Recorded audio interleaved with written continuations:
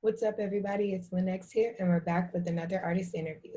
Today, we're going to sit with Virginia MC SMIFF, and we're going to talk about his music and his most recent album titled Flowers.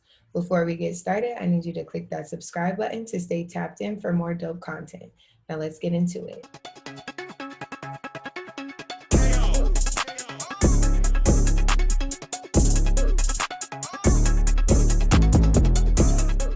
So thank you so much for taking the time to speak with me. I definitely appreciate your time for sure. Thank you for having me. Of course. How are you? I'm good. How you? I'm chilling. Good, good. That's good. I'm good. So let's get into it. Where are you from and where are you based right now? I'm originally from Roanoke, Virginia, which is southwest side of Virginia. But I'm currently located in DC, the nation's capital. That's dope. That's dope. The DMV definitely has its like own world for Yeah, me, for sure. for sure. Like I seen an interview with Young Crazy. You heard of Young Crazy? Yeah, that he did with Off the Porch, and they were asking him if Norfolk was included in the DMV. Um, and he in that interview he said no. And prior to the crazy thing is prior to him saying that, like we already knew like our part of Virginia and his part of Virginia is technically not included in the DMV. But in a global perspective, if you from Virginia, the world really gonna see you as a DMV artist. Yeah, true. And but you're in where you at right now though? You're in DC, right? I'm in DC. Okay. And that's like the DMV for Oh real. yeah, yeah, yeah, It's yeah, for like sure. they take the crown for sure. Norfolk is definitely like its own. Yeah, Norfolk, Virginia, but prior, like I wouldn't have never considered that the DMV. Even Roanoke, Virginia, where I'm originally from, we don't consider that the DMV. But I understand, like when you go outside, when you in Carolina or and you say you're from Virginia, or they gonna say, oh, you from the DMV. No, yeah, for sure. So Mm-hmm. talk to me about who you are as an artist and how you got your name Smith. Yeah, I had a bunch of nicknames or rap names that I came up with.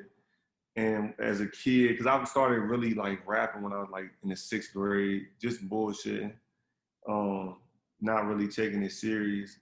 And as I just got older and the content developed into more authentic stuff, because I started like trying to play with names, but nothing really stuck. Um, and then people, when I introduce myself, people always be like, "So what's your name?" And I tell them my name, and then my last name is Smith. So, and I always it's spelled the correct way, right? SMITH, but I've always pronounced it with like Smith with two F's. You know what I'm saying? So that's where it came from, just the way I pronounce my last name. No, So I was like, yeah, that's kind of dope. A lot of the greats just got one syllable names. Nas, you feel me? For one, RZA, you feel me? So yeah, it so it's definitely fits. It definitely fits with your lane for sure. yeah, for sure. But okay, so what is the story behind Heaven's Kids and what's the goal for your brand? Oh yeah, so um, Heaven's Kids it was for Black people for real, like saying that we all like God's children, but it was a more roundabout way to where it wasn't excluding anybody at the same time, because I understand as a brand you don't want to alienate certain people, so you don't want white people or Asian people or Indian people to feel like they can't be a part of Heaven's Kids, you feel me? So that was just a roundabout way to include everybody and say we all God's people. No, Just the vision for the brand for me is just continue to grow it, continue to have people connect with it in a way that it's more than just music. It's like a lifestyle. There's a code of conduct that come with this type of this label or this brand. for sure. So what are some of the I don't know how to ask this. What are some, I guess, like the characteristics of life? Like, you know, like respect and trust and Yeah, stuff like that. So what are some of the, like, I guess the those ones that matter: loyalty, honor, respect, uh, integrity. Like I'm not really big on doing no gimmicks to try to gain the attention. So if I knew that I could do one gimmick and it'd take me out of here overnight, I wouldn't do it. I would if I know that the integrity route, the route that's gonna be true to who I really am, I'm gonna take the time. If it take me 100 years or 10 years or whatever the time it takes, that's the route I'm gonna take because that's the route I'm comfortable with, and the way I see myself moving and carrying myself. Not selling out for a quick hit. Yeah, for sure. That's Yeah. that's dope for sure. So talk to me about the newest project. What was the message behind that and the name of it and everything? Right. So with the new project Flowers, it was a roundabout way for many different things. Like we always say, give people their flowers while they could smell them, while they could receive them. So that was one of the like messages behind it. But then it was also for people who know that they deserve flowers that they haven't been getting. And it was a way to say sometimes you don't have to wait for somebody to give you flowers. You could snatch them. You could take, you know what I'm saying? You can give yourself flowers.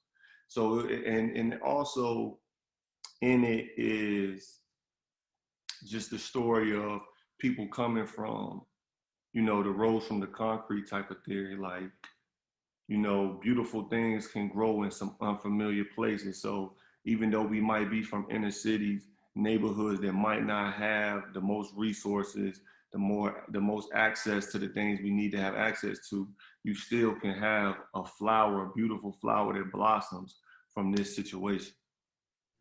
No, for sure. And talk to me about that a little bit as far as like what music itself and like the creation of music has kind of done for you and your life and your story. Yeah, music has been big for me because it's like it's a way to escape certain things. You could just listen, or it's also a way to sometimes you feel like nobody is going through what you're going through until you hear an artist like break down exactly how you feel, like when you lose a grandma or something, and then you hear DMX sing about losing his grandma, and it's like, oh shit, like okay, it's just so music has always for me. I like to listen to shit that I can relate to, or so it's nothing wrong with turn on music because that's something that you can relate to too. If we going out tonight, I'm gonna want you to throw on some Migos, some Gunna, you know what I'm saying, something that's gonna fit the mood. So yeah, music is just the soundtrack to life. Like art imitates reality, and the music is imitating what's going on in somebody's life at some point in time. Yeah, for sure.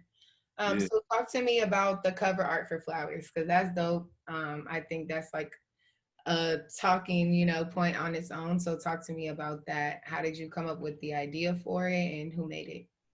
Yeah. So really, I had a couple different ideas for the cover art, but I ran across this lady from Jamaica, and she had these really interesting photos of people with just wild stuff behind them. Like one man had, she turned him into like his back into a crocodile, and then he had these flowers and all type of stuff around him. I'm like, oh, this is a beautiful piece of art.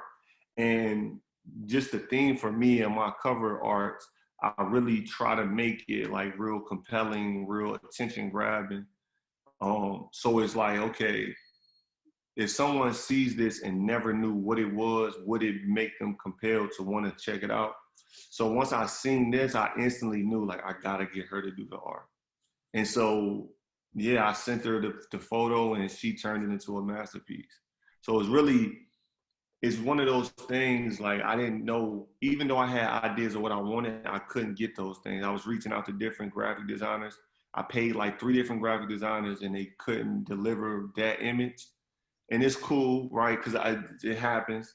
But then once I seen her, I put it in her hands. And even she sent me, I think, one or two different versions than that one.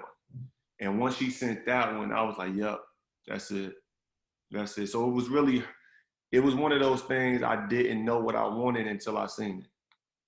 Okay, yeah, I feel like a lot of artists go through that, but Yeah. she definitely did her thing with the cover art. And her name is Nat about Nat Life. So NAT instead of about that life, her name is Natalie. So she about Nat Life.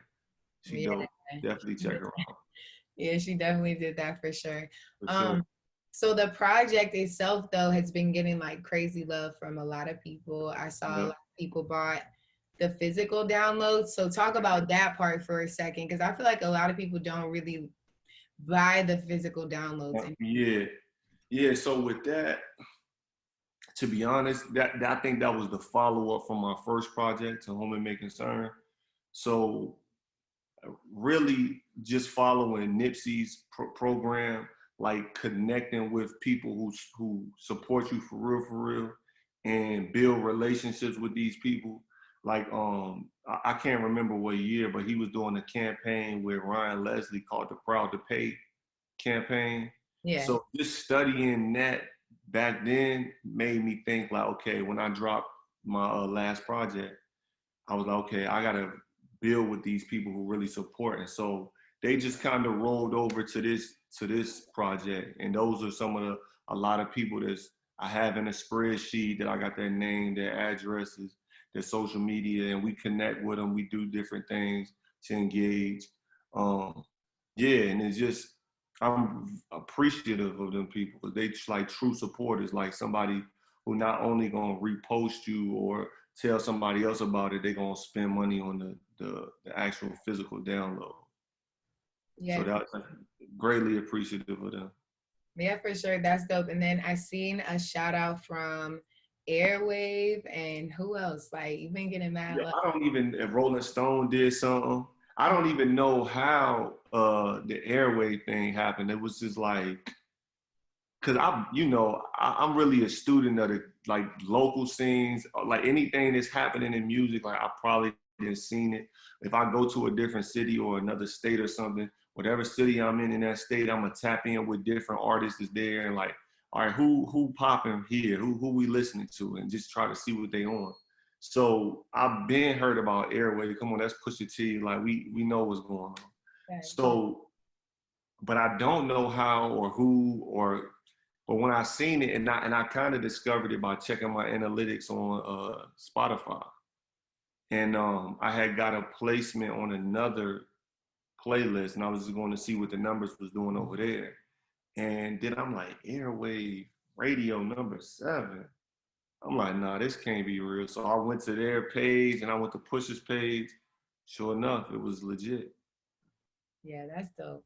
Yeah, That's that was dope. Rolling Stones put me in the spotlight of the new artist. That was dope. that's Yeah, fire. I feel like you manifested like real flowers kind of with your project. yeah, exactly. That's dope. That's dope. That's fire for sure. So the last question I have for you is what are you currently working on right now and what's in the future for you as an artist? So right now we working on getting some visuals done for the project.